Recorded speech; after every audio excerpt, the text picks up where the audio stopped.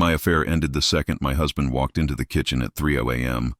I was texting my lover, planning our next hotel meeting, completely absorbed in our conversation about leaving my marriage. Then I heard footsteps behind me and realized I was caught red-handed with the evidence of my betrayal glowing on my phone screen. And what came out of my mouth next destroyed 7 years of marriage. When I looked up, my husband was standing in the doorway wearing nothing but boxes, his hair messy from sleep. His eyes immediately went to my phone, then to my face. The question came out tired but suspicious. I felt my heart skip a beat as I realized how this looked. Without thinking, the words tumbled out of my mouth before I could stop them. I told him it was Ryan, but that we hadn't slept together lately. Jake stood there in shock, demanding an immediate explanation. I kept insisting it was just a joke, that he was overreacting to my poor choice of words, but his expression told me he wasn't going to let this slide. The way he looked at me at that moment made my stomach drop. I realized I'd opened a door I couldn't close. For 7 years, Jake and I had what everyone called the perfect marriage. We lived in a quiet suburb with our 2-story house and white picket fence. But lately, everything had felt so routine, so predictable. Jake worked long hours as an engineer, often coming home exhausted and distracted. I felt invisible in my own home, like I was just another piece of furniture he barely noticed. That's when Ryan came back into my life. He'd been my first love in college, the kind of passionate, all-consuming relationship that romance novels are written about. 8 months ago, he'd messaged me after his divorce, reaching out for emotional support. At first, our conversations were innocent enough. 2 old friends catching up, sharing memories, talking about her current struggles. I convinced myself there was nothing wrong with talking to an old friend. Jake never seemed interested in my feelings anymore. So, what was the harm in having someone who actually listened? Ryan remembered things about me that Jake had long forgotten. He asked about my dreams, my fears, the person I used to be before I became just a wife going through the motions. But I knew the real truth, even as I made excuses to myself. 6 months ago, on our wedding anniversary, everything changed. Jake had been working late again, and I'd spent the evening alone, drinking wine and feeling sorry for myself. I was angry that he'd seemingly forgotten our special day, hurt that his job seemed more important than our marriage. Ryan had called that night, somehow sensing I was upset. When he heard the tears in my voice, he offered to come over. I should have said no. I should have told him it wasn't appropriate. Instead, I found myself agreeing, telling myself I just needed a friend. But when he arrived with flowers, the same kind Jake used to bring me when we were dating, my resolve crumbled. That night, as we sat on my couch drinking wine and talking about everything Jake and I never discussed anymore, the inevitable happened. Ryan made me feel desired in a way I hadn't felt in years. When he kissed me, I didn't pull away. When he suggested we go upstairs, I didn't refuse. I told myself I deserved to feel wanted, that Jake's neglect had driven me to this moment.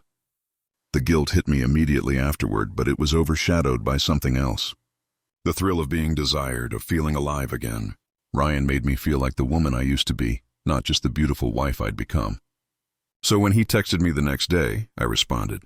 When he suggested we meet again, I didn't say no. Over the next 6 months, we met whenever Jake was traveling for work or stuck late at the office. Each time, I told myself it was just physical, that it didn't mean anything. But the truth was, I was falling for Ryan all over again. Our text conversations became increasingly intimate, filled with promises and plans for a future together. I became skilled at living a double life. I'd delete our messages immediately after reading them, create excuses for my absences, and perfect the art of acting normal when Jake came home. The excitement of our secret affair made me feel more alive than I had in years.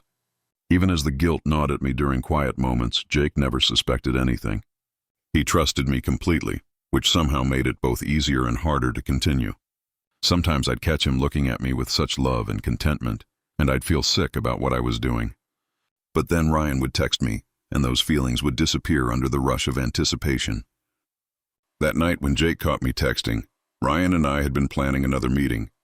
We'd grown bolder in our communications, no longer bothering with subtle innuendos. The messages on my phone were explicit, leaving no doubt about the nature of our relationship. We'd already booked a hotel room for the following evening, planning to spend the entire night together while Jake was supposedly working late. After my slip-up in the kitchen, Jake's suspicions were fully aroused. He demanded to see my phone and I refused, claiming it was an invasion of privacy. But Jake wasn't the same trusting man he'd been moments before.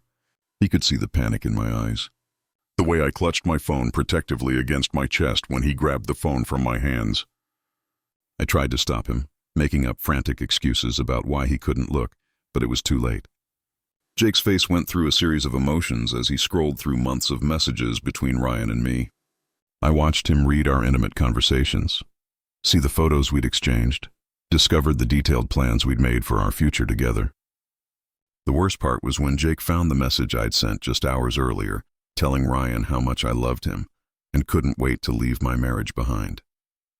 The phone fell from Jake's hands as he stared at me like he was seeing a stranger. Without a word, he turned and walked upstairs, leaving me alone in the kitchen with the wreckage of our marriage scattered around us. In the days that followed, I tried desperately to salvage the situation. I told Jake that Ryan had manipulated me, that I'd been vulnerable and confused. I blamed our failing marriage, his long work hours, the way he'd taken me for granted. I insisted that if he'd been a better husband, I never would have looked elsewhere for affection. But my efforts to shift the blame only made things worse. Jake had read every message, seen every photo, knew every detail of my betrayal. There was no way to minimize what I'd done or make it seem like anything other than a deliberate choice to destroy our marriage. The final blow came when Ryan suddenly stopped responding to my calls and messages.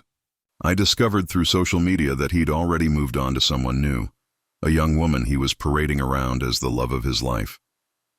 When I finally reached him, he was coldly dismissive, telling me he'd never promised me anything permanent. He pointed out that I was married and had been the one pushing for us to be together. I realized then that while I'd been planning to leave Jake for Ryan, Ryan had just been enjoying a convenient affair with a married woman. I destroyed my marriage for someone who saw me as nothing more than a temporary distraction.